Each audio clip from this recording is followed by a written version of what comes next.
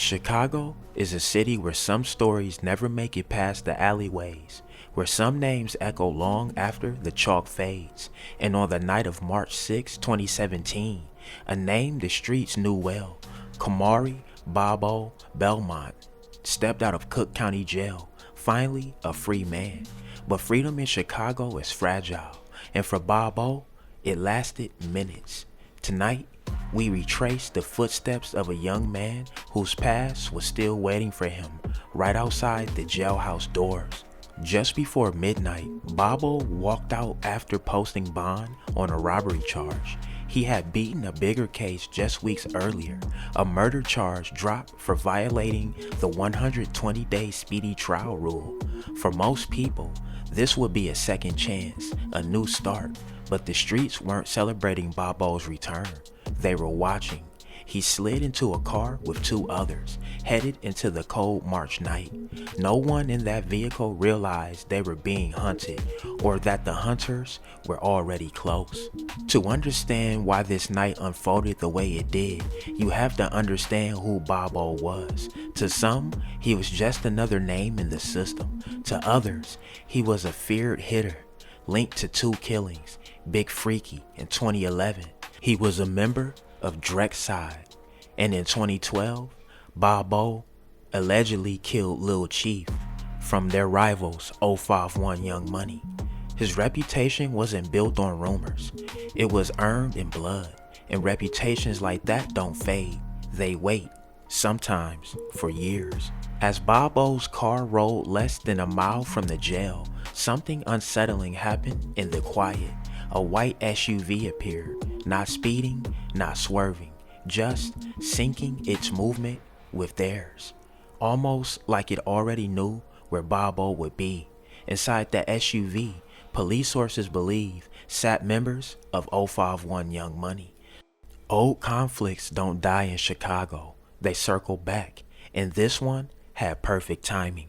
Serious questions tonight for the Cook County State's Attorney. How did prosecutors miss a deadline to bring a defendant to trial? Murder charges had to be dropped, and the 23-year-old man was released from county jail, only to be shot to death moments later. Here's CBS 2's Jim Williams.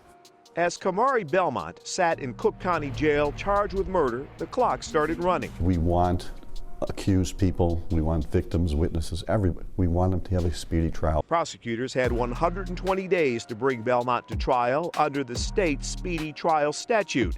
They didn't get it done and had to drop the murder charges. Michael Johnson was Belmont's attorney. In all my years, and I've handled hundreds of murder cases, the first time this has ever happened to me. CBS 2's legal analyst Irv Miller was a supervisor in the state's attorney's office. When you were in the state's attorney's office, what would have happened? Whoever didn't count the days would have been fired. State's attorney Kim Fox's spokesperson blamed her predecessor, Anita Alvarez's administration. An error occurred in the handling of this case by the prior administration. Going forward, we are working to improve training protocols for our prosecutors to prevent such errors. Minutes after Belmont posted bond Monday night and left county jail, someone in this SUV fired shots at the 23-year-old. He didn't make it to the hospital. What was your reaction when you found out he had been shot to death? I was absolutely stunned and felt very bad for his family. We asked the media office for State's Attorney Kim Fox, who's been in office for months now, whether her administration should assume some responsibility for the error. We have no further comment, they said. We were unable to reach former State's Attorney Anita Alvarez for comment. At 11:43 p.m., the silence broke. The SUV pulled alongside Bobo's car, windows lowered, muzzles flashed. What happened next took seconds, but felt orchestrated, methodical. Bobo was hit again and again, 19 shots tearing through the darkness. His door swung open as he stumbled into the street, collapsing on the cold pavement of the 3300 block of South California. 12 minutes later, at 11:57, he was pronounced dead. The SUV didn't get far. It crashed soon after. Its occupants vanished on foot, ghosts dissolving into the city that created them. Bobo's path to this moment had been shaped long before March 2017. In 2015, he and two associates, Terrence Hogan's and Khalil Powell, were charged with back-to-back robberies, just an hour apart. In one of those robberies, a victim, Sorrell Marshall, was shot and died weeks later. That escalated the charges to murder. But over almost 2 years, delays, continuances, and resets dragged the case out. When Bobo demanded trial, the clock began ticking, 120 days. And when the state missed that deadline, the case fell apart. To some, it was a legal technicality. To others, it was unfinished business. That night, someone decided to finish it. Nigga, fuck Vaughn. On for them grade, y'all know I'm coming, y'all know I'm bumping. Nigga, fuck Noose. Fuck Bobo. Boys. The police suspected Young Money was behind the shooting. The motive? An old rivalry, a fallen member, a score waiting to be settled. But no arrest, no public suspects, no clear confession. Just an SUV crashed into a night that refused to speak. Did they follow him from the jail? Did someone tip them off? Or had the plan been set long before the bond receipt was printed?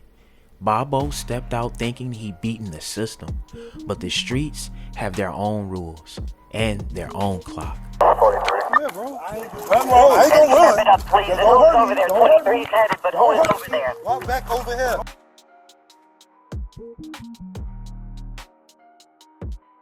Alright. Squad, they trying to get away. Step it up. Alright, you should have a description.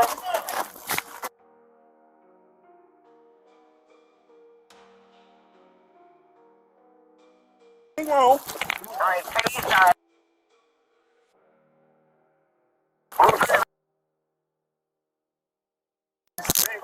Shit wrong. You pulling back up.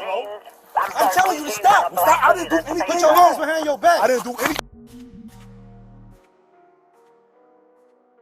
When you talk to the unit that's chasing, go ahead, sir. You have the air. Black hair, black dress. Right there, right there.